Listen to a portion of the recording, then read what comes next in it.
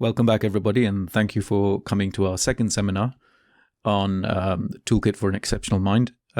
Today, we're talking about the toolkits themselves, and really, we are going to show you why we earn our money as neuropsychiatrists, why we do it better, or why we end up doing it better than more routine coaches or therapists and that kind of thing, because we know how to kind of adjust the things that need adjusting.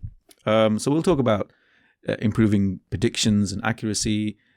We'll talk about why we make the mistakes that we do make and how to guide the attention-seeking instrument of the mind towards making better decisions, and how that applies in real life. How to make money when others lose it. I'm sure many of you are interested and fascinated by that, even as academics or students. And so let's press on. How many of you? Well, there's actually a few more of you than there were yesterday. So clearly we've done something right. Well done, thank you. And well, let's try and prove our worth here today. Supposing we were to focus on one thing, investors, and we're trying to take that investor's mindset and improve their ability to grow their own wealth. It doesn't really matter what they want to improve, but we can adapt what we do as a process to focus on that particular aim. And 6 elements are applied to the mindset. These are the 6 basic areas where we address the fundamental question of how exceptional people not only make excellent decisions, which is only half of the story so far, because yes, what I haven't told you is about the other half. The other half is this: the problem with exceptional people is that there is no such thing. Sorry for the apparent deception, but you'll understand what I mean when I explain. People do exceptional things. So exceptionality is not an identity, it's an event. Many of my clients who are very high achievers in sport, finance, or wherever, they become confused and bewildered as to how they're not consistent or more frequently able to be exceptional. So basically, our formula is to try and help people get from infrequent, exceptional performance with many lows in between to more frequent highs in performance without as dramatic drops in performance in between. 2 elements we need to improve: consistency and frequency. And that's how you reduce error rates. And the functions that we use, the F with the exclamation mark, that's a kind of mathematical representation. It's about a geometric amplification. If you get these things right, using the right tools isn't just additive. It's not like saying, oh, we'll give you more petrol and with 10 gallons more petrol, you'll go 100 miles further. No, it's actually saying we're going to give you a supercharger and it will be orders of magnitude better. That's how exceptional people make it look easy. And it's indeed true. And we know that. A clue as to how we make that happen is to look at things like engagement and focus. And we connect that to spare capacity. How does one incorporate these sort of things into everyday life and our decisions? How does one take a huge bite out of this cognitive load of life so that you're far more frequently running with this spare capacity? It's about being the opposite of what you're taught. Never fall for the trap of saying you ought to give 110%. Firstly, that's mathematically ridiculous. Secondly, 100% is not sustainable. And thirdly, you have no spare capacity for when interruptions and eventualities happen if you're already running at 110%. And finally, you'll never be able to appraise the information differently, to be able to step outside and go, hold on, am I making any errors? Am I missing something here? So going at something at 100% is neurologically what we call at risk of causing a stereotypy. You become fixated on the target and you lose flexibility, you lose context, you lose refinement. And that's when people become ruthless, difficult, inflexible, and insightless. Let's apply this to a real world situation. Suppose you are given a choice of stocks to pick, and with each of these stocks, you have a reasonable amount of knowledge about each stock. Do you believe that your choice of stock is something you truly make freely? The one that you pick, Do you think you're picking that consciously? Or do you believe something rather scary or unusual is that your brain is appraising the stock without your permission, and as a result, someone else can predict what you're going to pick well before you know what you're going to pick?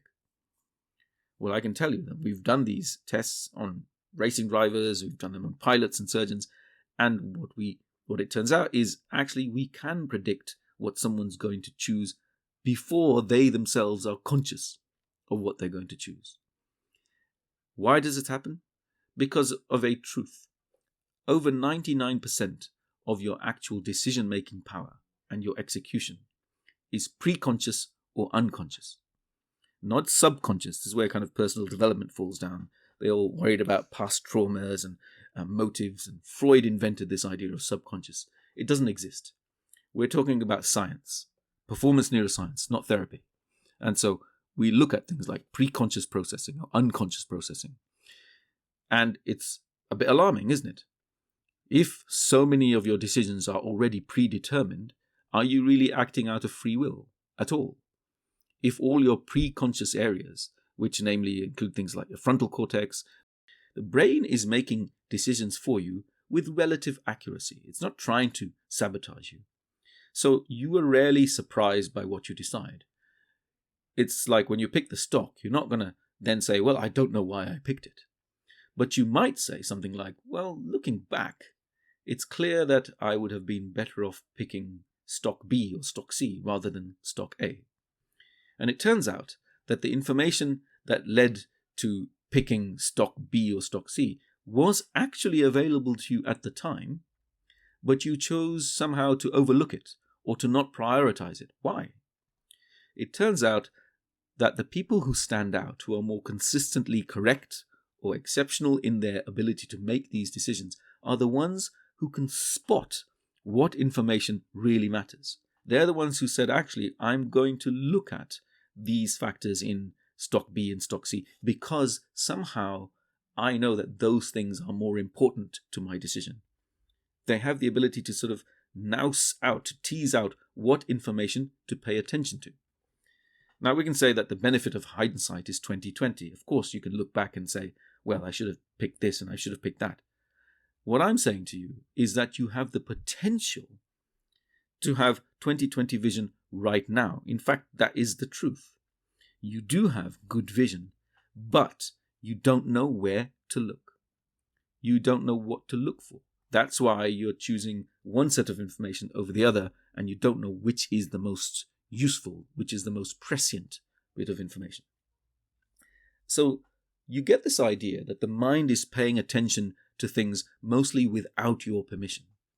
And you might wonder, well, can you improve your ability to pick the right things to pay attention to? You're habituated to spot patterns that you believe are important, or that your brain finds compelling for reasons outside your own free will. And what does the brain tend to find compelling to look at or to pay attention to? Fear of loss, emergencies, attractiveness of status, power, wealth, anxiety, novelty, these sorts of things. This very conversation is an example. If you're anything like a competent person, at this very moment you'll have competing thoughts, such as, well, what's being taught? What am I going to learn? Is it worth my time? Why am I listening to this? Is it too complex? Is it too airy-fairy? Am I missing out on something? Should I keep hanging on? Is it worthwhile skipping this? Should I speed it up? What else is bothering me? So all of these things are swishing around in your head. What ought you to be looking for? How would better decisions benefit you? What areas of your life would that impact the most? Would it be your net worth, your friendships, your relationships, how you dealt with difficult people, your business decisions, your health, or knowing what makes you happy? Let's look at how looking at the wrong things can really impact negatively your ability to make the right decisions. Here's a simple video. Something in this video changes. I want you to spot what's changed. It's not going to last very long, but just watch it.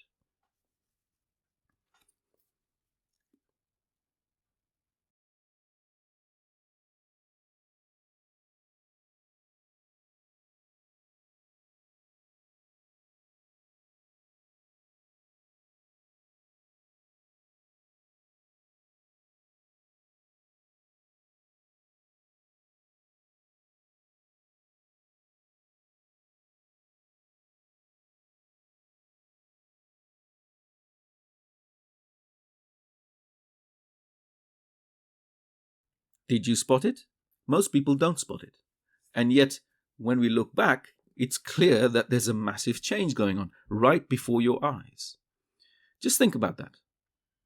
A good decision, if you know where to look, is going to have effects far down the line. Accurate, with lower effort, less lost time, greater confidence, greater creativity, and a better sense of self-belief. You're going to then set off and learn and teach yourself where you might be going wrong. But you just want to know what it takes. What efforts can you make to become better at the decisions that you want to improve? Doing the same thing repeatedly and expecting different results is the definition of insanity. Now that's what Einstein said, right? And I would expand this, or at least extrapolate it, and I'd say doing the same thing as everyone else is unlikely to help you stand out. Stands to reason, right? And I started off seeing patients in a neuropsych clinic. These people had very troubling conditions, dyslexia, severe brain injury, waking epilepsy, synesthesia, ADD. It's all about stuff which, people find fascinating but somehow bizarre. Look, the most famous neuropsychiatrist was Oliver Sacks. He wrote the book, The Man Who Mistook His Wife for a Hat. What did I learn through doing this work? I learned that people who become defined by the things that they don't do well, they forget themselves and they devalue where they do well. I saw a guy who couldn't relate to other people, couldn't read or write, and yet he was the guy in his very poor estate who could change your gearbox in exchange for a beer. I saw a girl who'd invented her own written and spoken language, fully resolved. And she also happened to be a judo master, self-taught, who turned out that she could beat any man in her weight class. She went on to actually win an Olympic medal. Why? I remember seeing a Czech guy who'd worked as a delivery driver before he came to see me, and by the time we'd done with him, he had gone on to get a master's in mathematics from Cambridge. So I did two things. I went to Oxford Business School and I started to look deeply into outlier psychology, genetics, evidence, and so on. And I scoured the books on personal development and separated the nonsense from the evidence. And by evidence, I mean the evidence ladder. Let me tell you this. There's stuff that works and has good evidence to prove it, and that's not very common. And there's a stuff that works but has growing evidence. This is kind of where I am and where the science is trying to evolve. And there's nonsense that works, but it's false. It's kind of benign and positive nonsense. It's inspirational. At the far end, there's nonsense that works, but it's misleading and addictive because you're led down a path of some improvement, but then you end up paying more and more, and you become almost brainwashed into a cult-like belief in the system rather than the results. And if you don't succeed, you end up blaming yourself. It was never the system's fault. It was because you didn't apply the system well enough. And that tends to be the domain of big-name gurus. So how do you know what works? You can find out by asking the right kind of questions. How rigorous the finding is, how reproducible it is, how repeatable it is. But I did it on my own for years and years. Because our own biases are so dominant. Our wish to make more money, our wish to ignore our potential hazards in the face of what we would really like to achieve. Daniel Kahneman, in his book Thinking Fast and Slow, described it in one nice abbreviation. WYSIATI. What you see is all there is. It's a bit like what you see in front of you in a circus, when you see a juggler juggling, or when you see a magician. If the circus is doing its job properly, you will believe that what is within that spotlight is all there is to see. And you become completely oblivious, ignorant, agnostic of anything that's outside that circle. And so you make your decisions on what you're being shown rather than what is actually happening. The truth is, we do like being lied to. We like being deceived. We pay for it. It amuses us. Every time you switch on the TV and watch a show, every time you go to see a magician, we train ourselves to be deceived. We reinforce it. It's harder than ever nowadays to separate facts from reality, because the facts as we see them presented in the news or in propaganda are more mixed up with fictions and with how people want us to perceive things than ever. And so what I'm saying is the 1%, those who we sometimes idolize as being somehow more connected to the truth, they're no smarter than you. They're just the ones who happen to be the one in the spotlight, until you decide not to, until you decide to shine your light elsewhere, outside this bright spotlight. And I believe that you can also do it, and I can show you. What should you be doing? Well, you should be discovering your own facts, researching your own opportunities. Why? Perceptions are controlled by education, by expectations, by archetypes. If you go to Oxford Business School on an investor night, when they're doing the exhibition of innovative breakthroughs which are looking for investment, go and see how convincing the venture capitalists are, the big corporates are, the hedge funders. They're so good at making you believe that they're the only game in town. We want to be above and ahead of the curve. We want to be closer to the truth. We want your own decisions, your relationships, your strengths, your performance, your presence, your purpose to be more in tune with what you really can do and what you'd really like them to be. And it is as wide-ranging as all that, because like I've always said, we're getting in very upstream from everything else in your life. We're getting in at the level of helping your mind. Like Seligman said, the way you think can be changed and improved. We need to break a lot of myths to do that, right? Some of the myths that we need to break are these. Firstly, that you have to have therapy to be free from your own traumas, to become your best. That's a myth. You don't need it. Secondly, you can't be in a relationship if you have your own issues, that you've got to somehow make yourself proper and pure or compatible with someone. You've got to love yourself, etc. I know that sounds like a romantic idea, but it's simply not true. Most good relationships, in fact, some of the most solid relationships, are based on the fact that people need each other. People are deficient. And people complete each other. This is how nature bonds us. Another myth is that you have to be good all round. Well, you don't. Most people who achieve extremely high things are actually only good at one or two things. They just seem to be lucky enough to make their big deficiencies not sabotage their lives. Here's some more myths. You have to be good in physical health to be in good mental health or to have good well-being. Not true. You can have mental illness and still have good well-being. Other things which are common, which you kind of know about, but which you may be interested to learn, these are myths. You have to drink 3 liters of water a day. Vitamin C is good for immunity. Carrots are good for eyes and vision. Eating too much causes weight gain. All of them are absolute myths. And you might think, well, what the hell? Believe me, they are, and you can email me or talk to me, and I'll explain why. And it's not me trying to fudge it, they are myths. And I've walked this journey in order to come to this realization. This is the world where he who knows how to see the world without an agenda, without being led on by both his own and others' biases, where he, without biases, without agenda, becomes a master of his life and the master of the world that he lives in. Most people don't achieve it.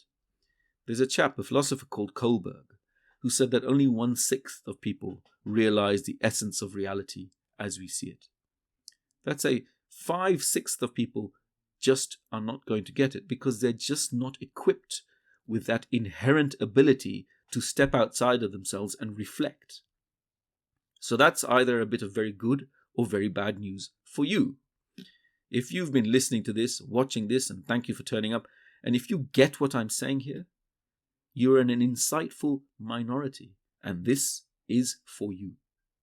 But if you can't see it at all, if none of this stuff makes sense, then this isn't for you, because your ability to have what's called metacognition, to step outside yourself, is just not something that you'll be able to create from scratch. It's almost genetically, neurologically unavailable to you.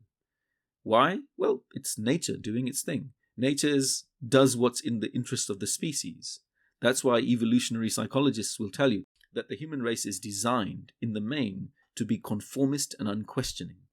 the need for stability and unified belief, and for people not to question the status quo, that requires greater numbers of people than the few who have the impulse to change and transform. That's what led to the species thriving as we have done. Agents of change, if it's you, you'll always find it difficult to find allies or cooperation. And this is part of the evolved design that we as a species have arrived at. This is the formula that works. A minority of change agents, a majority of people who are willing to accept the status quo. If you can make peace with that and find ways to influence people, then you're going to succeed. Otherwise, you live your life bewildered at why you feel unheard. You will have your own strengths that are greater than his, greater than mine, greater than the people around you, but you need to find those strengths. And this brings me to another part of the puzzle. How do you know what your strengths really are? You need to find the right analytical tools, the right psychological tools, the right instruments. You need to know where to focus on key events, right from the pregnancy of your mother to your behavior in childhood, to your proclivities and your genetics and your major faults and deficiencies today. That's right, your deficiencies also hide some of your strengths. Just like Richard Branson's dyslexia became a strength because he was able to recruit people who were better than him. He had a social strength arising from his disability. So you need a formula, a system by which you can make the most of who you are individually. Doctors can't help you with that because they focus just on deficiency and normalization. Coaches don't know enough about genetics and phenotypes to do it, and psychologists don't concentrate on strengths, certainly not on the value of things like trauma. That's why I've ended up doing what I'm doing. As a performance psychiatrist, we focus on taking all of you and making more of that. Other people in my ilk include people like Steve Peters, who wrote The Chimp Paradox, and if you haven't read that, then I highly recommend it. This is the guy who's taken Liverpool Football Club and Klopp to their heights of resilience, defying the odds against their meagre budget versus big-time clubs like Manchester City. This is the guy who's taken people who are alcoholic, depressed wrecks like Ronnie O'Sullivan, you may have heard of, and turned him into a world champion snooker player. He's taken burnt-out cyclists like Chris Hoy, struggling with crippling depression, and made him a world-beating sprint cyclist. So, one of the bonuses that I've put together in this is how I will spend time with you at the beginning of your journey, and I will help pin down your areas of strength and give you a toolkit that you can take to people who know you. And when they look at your strengths using these instruments, you'll start to get an idea of where your true talent lies. And you'll undoubtedly be surprised. Why? Because of this picture here. This is a picture of self-knowledge and self-awareness. I remember the first time I sat with one of my clients, recent clients, a chap who's an international cricketer. He plays for an international team as a high-order batsman. He was struggling to find form, and what he thought was an impediment, that of his father's withering view of him, always trying to please his dad, actually turned out to be a strength. Contemplate this for a second. How could it be that having a difficult, emotionally detached parent can be helpful to your future performance without creating resentment and anger? These are the things that happen. You might compensate and perform well just to try and disprove them. You might, because you're driven by such emotional depth, things like anger and spite, these things are resistant to decay because they ignite a mission that you may never really achieve. You need to understand that the emotions are a reserve, an asset. But there's a subtlety here. I'm not saying that you have to channel your anger or turning it to work for you, because that will just make you bitter, and it's not compatible with what I think is another key aim in performance science, which is to also bring you contentment. There are plenty of very high performers who do very well making money or doing sport, but they're not content. Ethically, I find that difficult, and I would like to help bring you contentment. So it is about making a negotiated peace with things that have caused you pain. It means you are more masterful and you understand that you do have this reserve of anger, which then puts you on a quest for justice or greater effort and helps to focus you, but is not going to end up dominating you and making you this sort of angry, embittered, overreactive kind of person. These are the areas where, even in this simple example, we can readdress your perceptions. You have to become almost two contrasting things. A, diversified, and B, focused. And these are contradictions. Why? Well, here's the answer. You are a bit like a diamond. You're not yourself. You are many selves. So depending on how you hold the diamond, light plays on it differently and it appears differently. There are many different parts of you that you have to reevaluate where they get their information from. Your emotional, your intellectual, your philosophical, and you have to review and revise that. You have to look at things far more widely and outside where you have been trained or where you are naturally inclined to look for them. If you're a tennis player, are you a great server, a great volleyer, a great backhand? What are you? Only a specialist coach will help you nail down your calling card to such an extent that nobody could possibly try to compete, even if they tried. Why? Because your particular niche is where you thrive more than 99% of everyone else. Let me ask a question. Put your answers in the comment box here. Do you believe that your true strength is yet to emerge? Rate it from 1 to 10.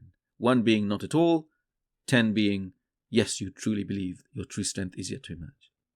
Okay, good. Good. A nice spread of answers there. Okay, next question. How much do you believe your best performance can be enhanced? As in your personal best so far in an area that you've chosen, can it be enhanced no more? Or can it be improved by 20%, 40, 60, 100% plus? Okay. Now, I've asked you this because they're based on your own appraisal of yourself, but I've also got the evidence of how much in practice happens. For the first question, it's actually true that most true strengths are yet to emerge because most people don't have a huge amount of self-knowledge. It's by definition, if you use your own brain to look at who you are, your own brain's going to have blind spots. It's simple. You're not going to be able to appraise yourself. And secondly, when you think about your best performance, again, you've only done your best knowing what you've known, using what you've used. You have, by definition, not been available to areas that you are unaware of. People underestimate how much they can improve because of these two biases. Firstly, history. You have tried as hard as you have.